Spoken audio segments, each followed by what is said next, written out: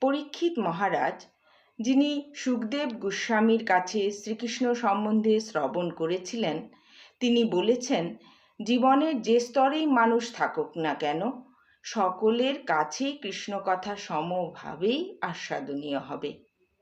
সকলেই তার চরম মাধুর্য উপলব্ধি করতে পারবেন।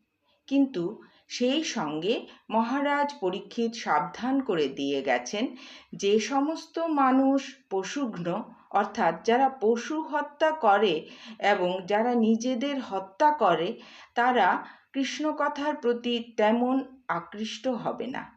অর্থাৎ যে সমস্ত সাধারণ মানুষ শাস্ত্রীয় বিধিনিষেধগুলি পালন করে নৈতিক জীবন যাপন করছেন, তারা জীবনের যে স্তরেই থাকুক না কেন, অবশ্যই কৃষ্ণকথার প্রতি আকৃষ্ট হবেন। কিন্তু যারা আত্মঘাতী, যারা নিজেদের সর্বনাশ করছে, তারা আকৃষ্ট হবে না।